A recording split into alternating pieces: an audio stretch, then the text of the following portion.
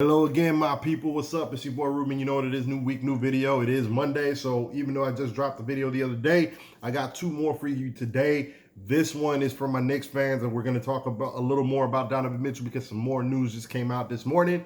And before I get into that, definitely stay tuned if you're interested to hear about my opinion with regards to Kevin Durant, what the Nets should do, what Kevin Durant should do, and just what everybody should do. Because right now, like I said in the last video, the NBA is kind of in a holding pattern. And again, stay tuned if you want my opinion on that. Remember, like, subscribe, and share, and hit the bell so you know that when I drop videos, you get the notification. So, quick video, Donovan Mitchell. The news of the day is it's been put out by some unknown source that, well, Shams put out, but whoever he got this information from, we don't know, that more teams are eyeing Spider, which is Wizards, Raptors, Hornets, Kings, and Hawks. All right, which tells me, as a Knicks fan, that we have Utah exactly where we want them.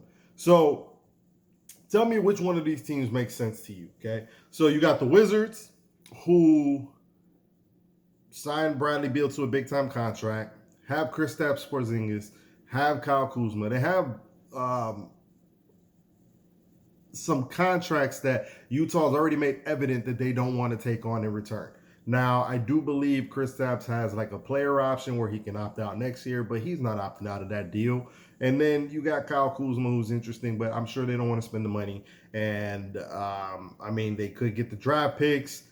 I mean, it could happen, but do you really foresee a scenario where do you really think the Wizards want to pair Bradley Beal with 6'1" Donovan Mitchell? Well, Ruben, you guys signed a 6'1" point guard and you're looking for another 6'1" guard. True.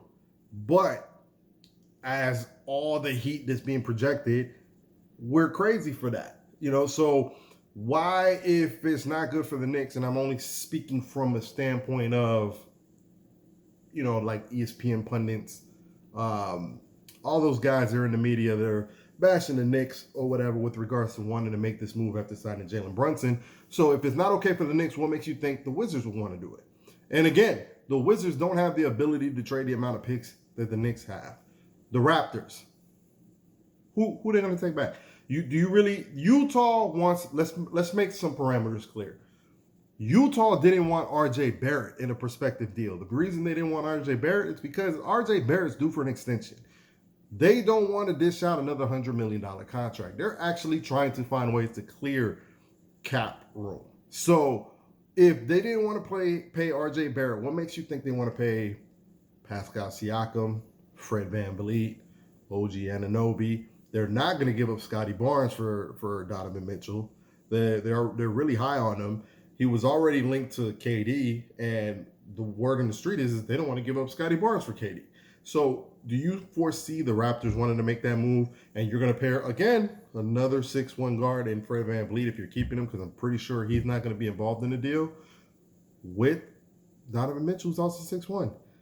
The Hornets is the only one that kind of makes sense in terms of, does he just fit on the team? You got LaMelo Ball. He'd be kind of interesting next to LaMelo Ball.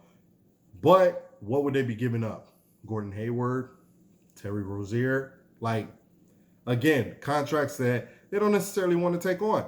Now, I'm not sure if Terry Rozier has much time on his contract. But again, the Hornets don't have the draft picks to facilitate that deal. Now, I will say you can get real creative with 3-team deals, but I can't see a scenario where because most of the value has to go to Utah. So I don't know what third team or what you're giving up to the third team to help facilitate the trade. The Kings, why the hell would the Kings do this deal? They just drafted Shaedon Sharpe. They drafted Davion Mitchell. They have De'Aaron Fox that they are stuck with. Utah's not going to take him. And so you want to have 3, 6'1" guards, and I know De'Aaron Fox is a little taller than that, but you want to have 3 pretty much smallish guards? I don't think so. So none of these, and especially the Hawks. The Hawks just traded a good chunk of change to the Spurs in the way of draft picks. There's not a chance that the Hawks even make sense. And in any way, because they don't have the draft picks, and do you really if you're the Hawks, do you want to pair Donovan Mitchell with even smaller Trae Young and what is the kid's name? DeJounte Murray? Is that the route you think they're going to go? You think they're going to go that small where he's your tallest of the three at 6'4"? Come on, guys. This is Danny Ainge. Again, I just dropped a video the other day that stated Danny Ainge told the Knicks that he wanted 7 picks, Obi, Grimes, and quickly. And I said, I hope we hit him with the fuck out of here and hung up the phone. Danny, come on, Danny. Like, let's be real, all right? This is an interesting scenario for the Knicks because we haven't really been in this spot in quite some time. So, when we made the deal for Carmelo Anthony, we had some all right players, but nobody that we thought like that highly of. We had just drafted Danilo Gallinari. You know, nobody was super enamored with that pick, even though he was a nice player coming out. We had Wilson Chandler. Like, nobody, I mean, we liked him, but nobody thought much of him. Who went out in that deal? Raymond Felton, I think, Timothy Mozgov. Like, those kind of players went out in the deal, right? This is different. We've actually drafted well. We actually like our players. I love the prospect of Obi Toppin. I love the prospect of Cam Reddish. I love Emmanuel Quickley in the role that he's in, and I think he still has road to run in terms of untapped potential. Because do you see what Tyrese Maxey and Jordan Poole did? I think he's just as good as those guys if he keeps progressing, of course. I even like Deuce McBride. We actually are in a place where we have built this roster, I think, correctly in terms of if you're not going to be able to just acquire a superstar, I say it all the time. You know, if you can't hit a home run, you want base hits. And I think we hit a lot of base hits, and we have some potential home runs on here. Okay? I think Quentin Grimes has a high floor. If nothing else, he'll always be a valuable 3-and-D guy. I think Cam Reddish has Paul George potential. I think Julius Randle, even if we keep him around, will just be a better player with Jalen Brunson. I've always said Julius Randle's biggest problem is his mental space, because he thinks he's a superstar deep down, and sometimes we got to be able to reel that in, and he pouts. That's his biggest problem. But dude has plenty of talent. If you put leaders around him, he has supreme talent that maybe a good point guard like Jalen Brunson will help him tap. But I don't see him remaining with the team, which means Obi Toppin slides in there. And I see Amari Stoudemire type potential in that kid. So I say all this to say, you could say, Ruben, you think you got a lot of good players on your team. I do think we have a lot of good players. And it's not so much that I think all of these players are going to hit their potential, but what if one of them does? What if Cam Reddish is Paul George? You know what that would do for the team? What if Obi Toppin is Amari Stoudemire? Just my thoughts. You know what I'm saying? What if all three of some of these guys hit? What if I end up with Paul George, Amari Stoudemire, and quickly ends up being just as good as Jordan Poole was and Tyrese Maxey, and I have them all on the same team? You see what I'm saying? So again, I know that we're talking about ifs, but my point is sometimes in the negotiation, you got to be willing to walk away, and you got to let Danny know. Listen, dude, at the end of the day, I love me some Donovan Mitchell, but he's not worth 5-6 first round. 5 first round picks was historic when Paul George got traded to the Clippers, and technically he wasn't even the one necessarily traded for 5 first round picks, because technically you can view it as they traded 5 first round picks for Kawhi and Paul George.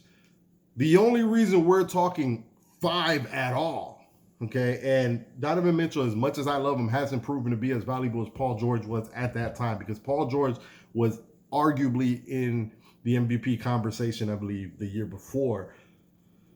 As much as I love Donovan Mitchell, he shouldn't be in the conversation for 5 first round picks. And the only reason we're having this conversation is because the dumbest organization possible traded 3.5 first round picks and a bunch of players for Rudy Gobert. So now we're suffering from the aftermath, and Danny Boy trying to play the Knicks to make this happen.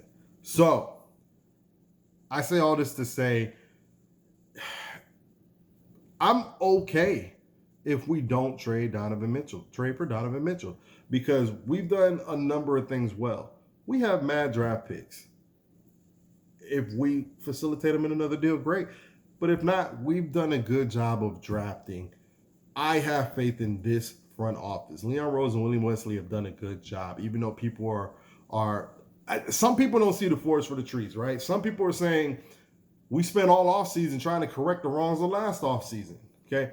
The only one thing that I took issue with in terms of what we did last year was giving Julius Randle the contract we gave him. But I will say this, it put us kind of in a funny position because we could have lost him for nothing. He was a free agent, I believe. And we ended up re-signing him and extending him. I could be wrong. Let me know in the comments if I'm wrong. Julius Randle, I believe, was going into free agency had we not extended him.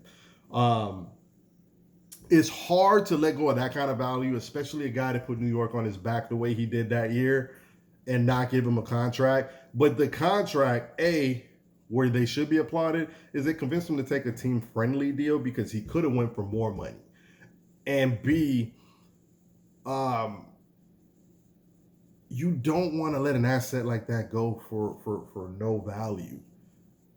So they were in a rough spot with that. But the way they structured all their deals, and people were like, oh, they just righted it wrong. All those deals were, Kemba Walker was a steal. Like, he got bought out and we paid him.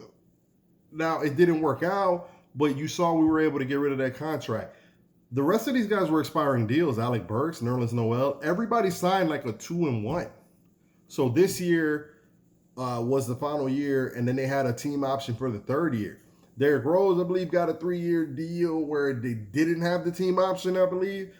But none of these deals were hard to move, and I said that last year when people were like, oh, I don't like these deals. I love it because they signed these guys in a fashion that allowed for them to have maximum flexibility. You saw it was nothing to move Alec Burks and Nerlens Noel and ended up being the top team with cap room this year.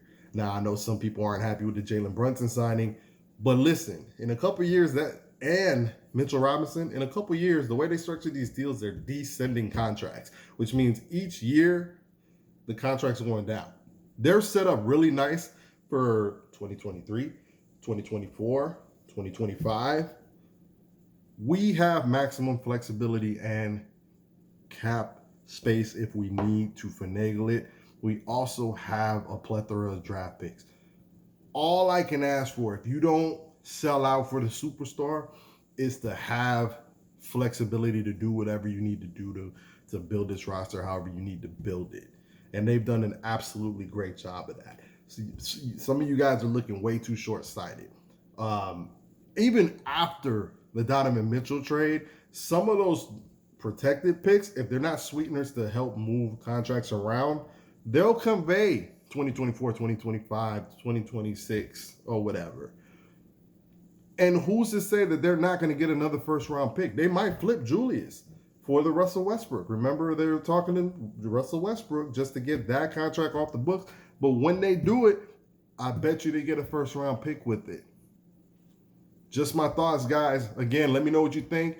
Comment down below. I'm good if we don't. I really want Spider. Don't get me wrong. But are y'all not excited for the potential of this team?